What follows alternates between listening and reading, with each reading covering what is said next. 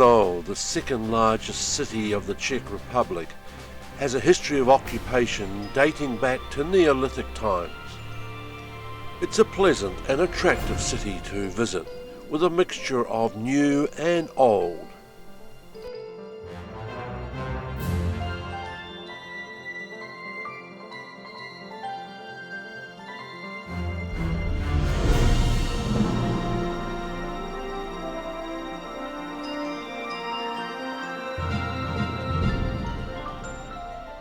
The town hall and its tower dates from the middle of the 14th century. One of the features of the town hall is the twisted pinnacle. It's a result of a payment dispute between the stonemason and the council. In the foyer of the town hall are a couple historic items, the wheel and the Brno dragon, which looks surprisingly like a crocodile. Up the stairs of the tower and we come to a small museum with various historical items, some of which are just facsimiles.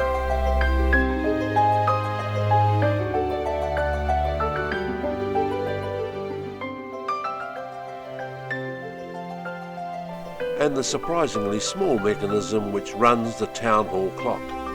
One of the best preserved areas of the town hall is the treasury, with its impressive ribbed vaulting.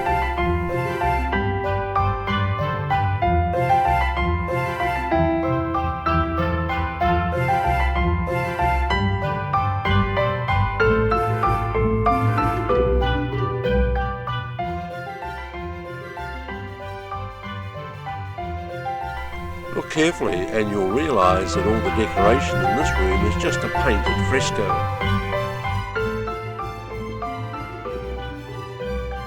Take time to look at the historic statues which are scattered through the city. Each square seems to have one as its central feature.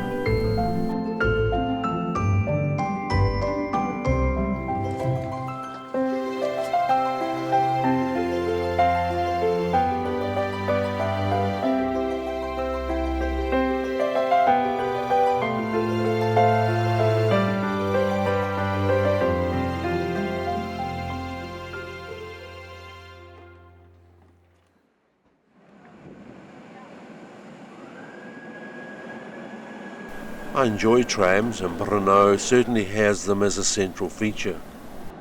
They provide a very efficient and regular public transport system.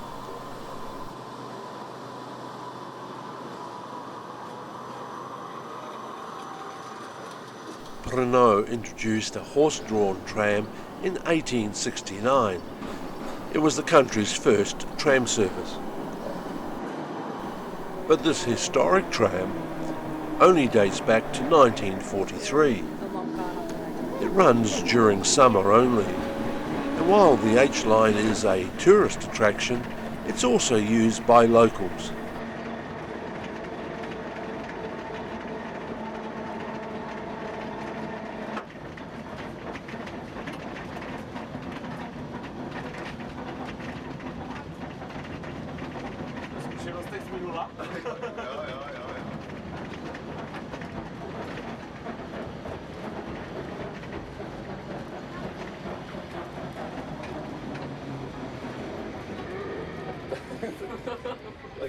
Brno is also a city of churches.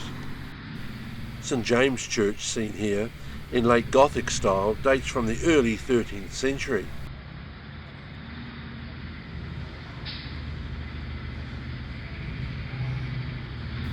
It's part of a long pilgrimage route which runs from the Czech Republic to Spain. This Jesuit Church of St Mary has a very ornate interior.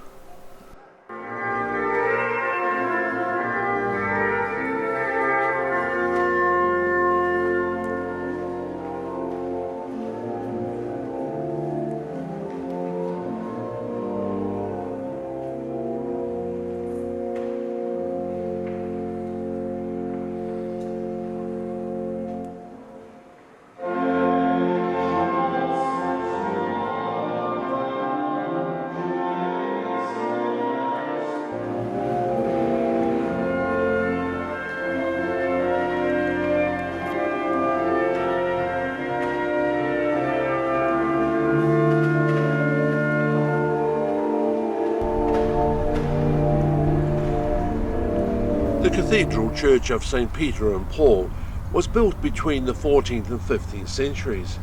It replaced an earlier 11th century chapel. But what we see today was only finished in 1909.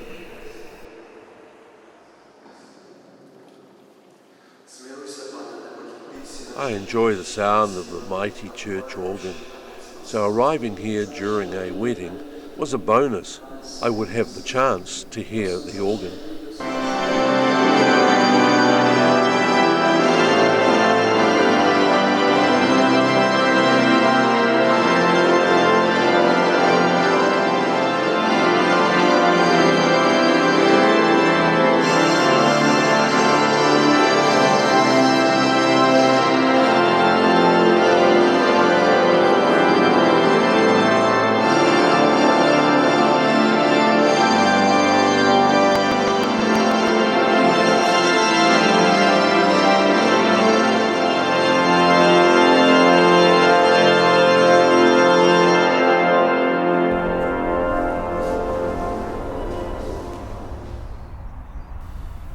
A short distance from the centre of Brno is the old Brno Abbey and the Basilica of the Assumption of the Virgin Mary.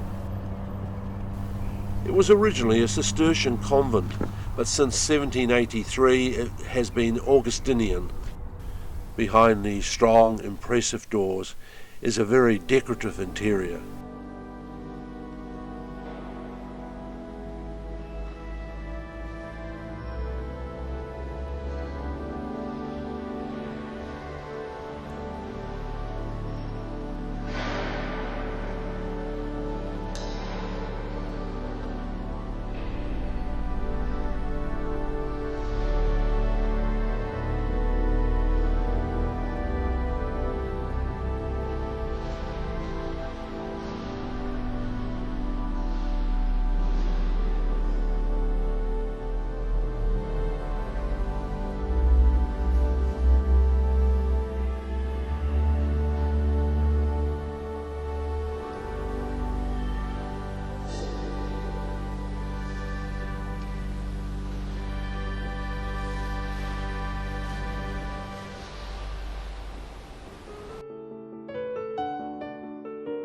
As this aerial photo shows, the abbey is part of a wider monastery complex, and it was here that the father of modern genetics, G.J. Mendel, was an abbot during the second half of the 19th century. And as the notice shows, the principles of heredity were formulated here in 1865, and the foundations of genetics were laid in this particular abbey. Today, a small museum covers Mendel's work in genetics and later developments.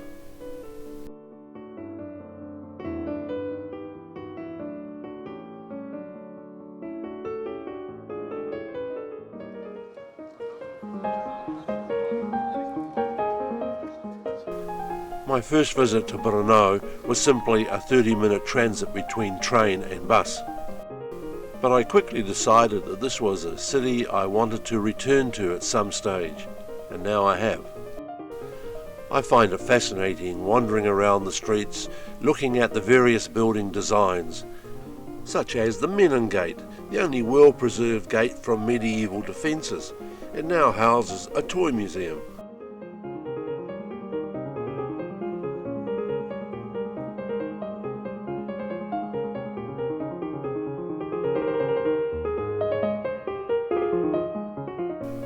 One feature that appeals to me in the old European cities are the decorative features on the faces of many buildings, or roofline sculptures as with this theatre building. No one seems to be worried if the figures are nude or semi-nude.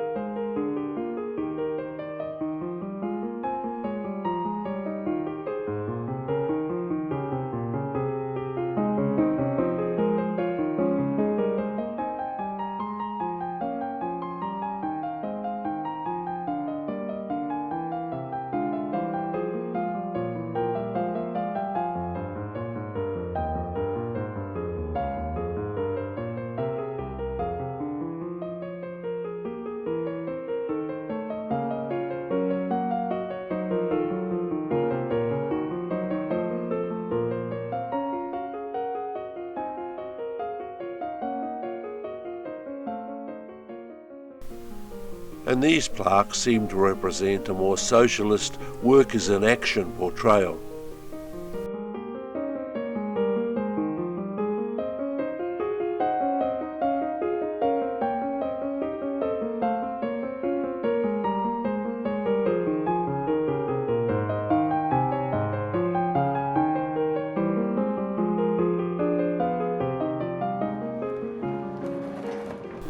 Behind this church of St. Thomas we see the old Governor's Palace, which houses the Moravian Art Gallery.